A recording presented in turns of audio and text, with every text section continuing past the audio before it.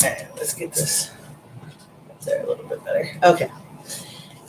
Hi. So this early in the game, I don't know if I'll have anybody that actually jumps on live, but there's my doggies. I'm Coach Danny, and one of the things I strive to do is a little bit of educational stuff, motivational stuff for sure. There'll be some workout stuff and, anything and everything basically that will help those who are extremely overweight take their lives back on their own. And before I get into anything else, it's not necessarily apply to this video, but any videos in the future, I'll probably say it every single time. Any of the advice here is just my advice. Seek a doctor if it has anything that can affect your physical or mental or health well-being. So, okay. One of the things I want to talk about are your friends making you fat? And, I didn't want to be that abrupt on the actual title. So here's the deal. Okay. There's this whole philosophy saying that goes around that if you look at the 5 people you spend the most time with, okay, they probably emulate a lot of the things that you want to be or justify a lot of the things you do, okay? The people around us become our normal. So if you're looking to change your life in any way, make the people you spend the most time with the people who are cheering you on, who are coaching you, who are already what you want to be. I am a Beachbody coach, and that is probably the biggest thing that I have achieved is when I'm messing up, I feel kind of dirty. You know what I mean? I'm like, all those girls are rocking it. I know what they're doing. They ain't sitting here eating, butter noodles for lunch. So even if they are, they're not doing it regularly, and neither am I anymore. But so I am down at least 10 pounds. My daughter broke my scale, so it'll be a minute before I can actually verify where I'm at, and have 16 inches lost. At my highest, I was 336 pounds. I am currently, last time I weighed at 317. So hopefully tomorrow I'll be able to weigh and figure it out if I've gone up or down, which is going off the numbers I had last. Now, here is what they call a Venn diagram. And this is what we're going to talk about, okay? I want you to think about where you are right now. What is normal for you? Holiday overeating? Does every time you have a bad day, is there someone that offers you cookies or says, hey, let's go out and get pizza? That person that wants to do the comfort food thing, or the person that doesn't want to go out and exercise, or the person that, it depends on what your personal triggers are and what's holding you back. Some people it's 100% health, and everybody around them is healthy. I'm not trying to isolate anybody. I'm just going off of my personal experiences. And I made up random names because I didn't want to out anybody in my real life. But I want you to create a for you or against you list. Okay, do your 2 little circles and put the names of the people that you know are already rooting for you, the people that have encouraged you to take the step of getting your health and fitness in order. And these can be virtual friends. It can be people in your real life. Think about people who are 100% against you.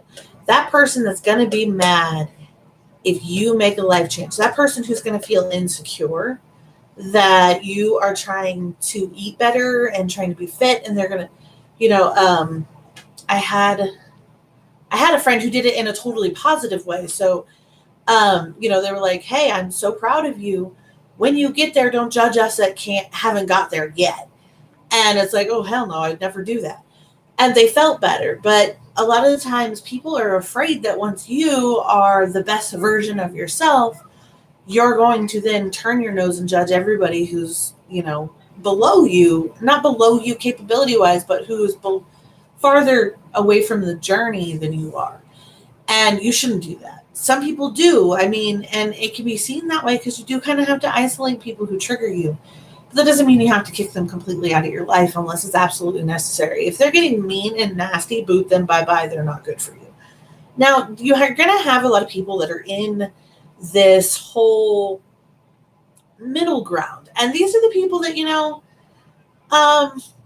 they could be your people at work. They could be, any of these could be people at work, people in your family, people who are just friends, people who are friends of friends. But think about the people you spend the most time with. These could be your coworkers. Like, maybe some of them are fit and healthy, but they have a high metabolism. They don't worry about bringing donuts in the morning. Or maybe it's that person that's like, hey, hit me up for lunch. Let's go to Jack in the Box. But they're fit and healthy. Or at least they look like they're fit and healthy. And then there could be that person who's actually fit and healthy, but, you just don't have a lot of interaction with them. Or you're just not sure where they go either side. And if that's the case, you put them in the middle. And here's the thing. If they're not in your 4 list, you need to have a conversation.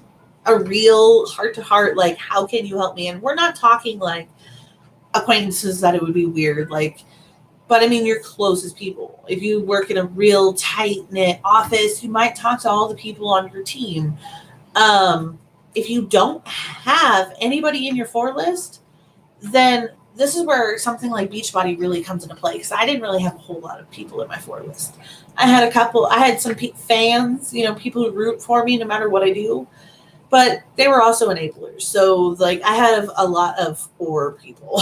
This is where your enablers that love you and want the best for you, but their own habits mess you up, kind of thing. They go here. And that's the thing. You need to have a real conversation with them, and you need to have a real conversation with yourself. And you need to, before you have this conversation with themselves, you need to understand what your normal is with your social circle and within yourself. And you need to look at them. You need to look at that, and then you need to look at what you want. What is normal going to be? And define that to the T, as close as you can.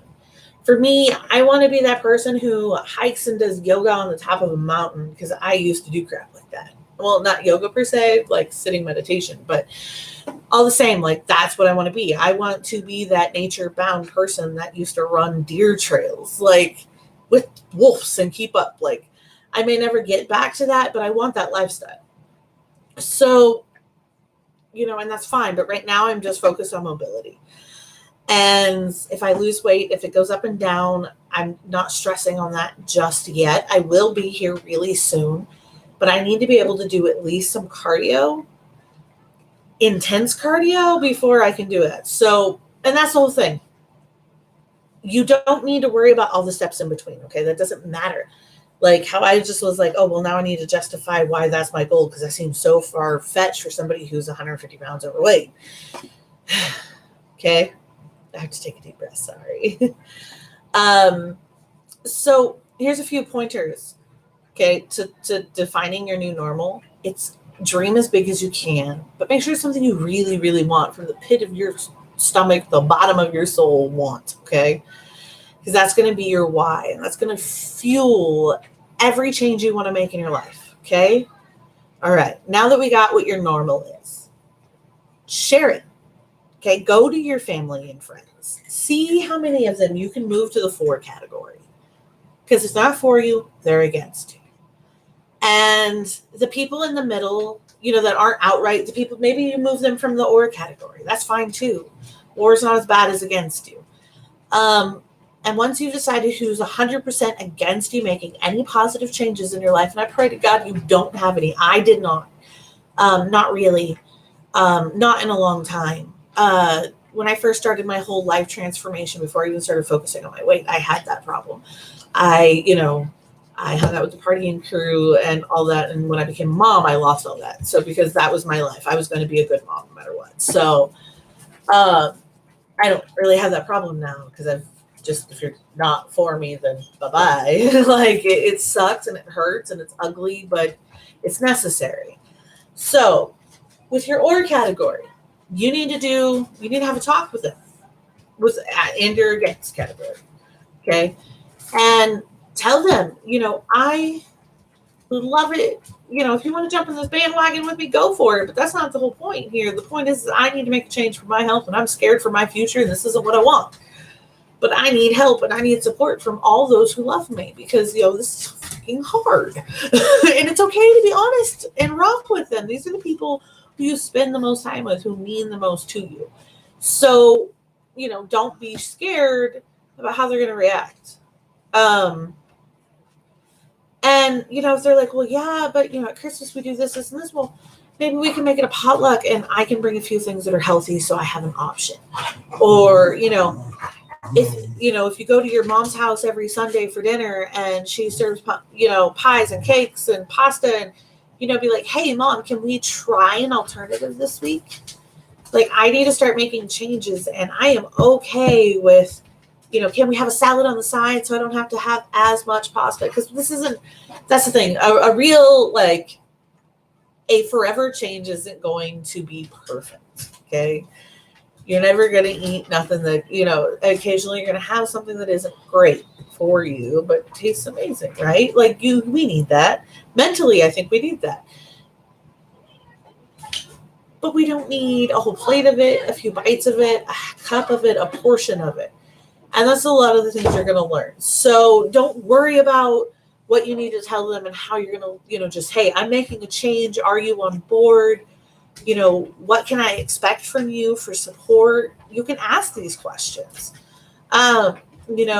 Maybe until I know exactly what eating plan I'm doing, and how to work that with the way that you eat. Could I just not come over as often? Or can we do lunch instead? A light lunch, or, if you have people who love you but aren't ready to change and don't know how to support you, that's okay. Let them cheer you on from the sidelines.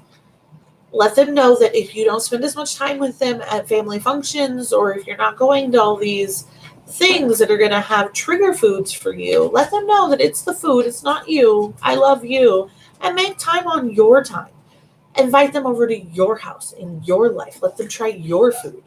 Okay? You do not need to isolate yourself. Do not do that. That is not what I mean here. Okay? So, all right. So do that. I highly, highly recommend starting a journal of your emotions, what you're eating, whatever you want in it, but all about your weight loss journey. When you work out, all of that. And definitely this is a good starting point. Answer what your normal is, what you want it to be, and your for and against you list. And it doesn't have to be a Venn diagram. It could just be a list. I just found that to be really good for me visually. That's the thing. Make all my advice your own. Okay. All right. I love you guys. Bye.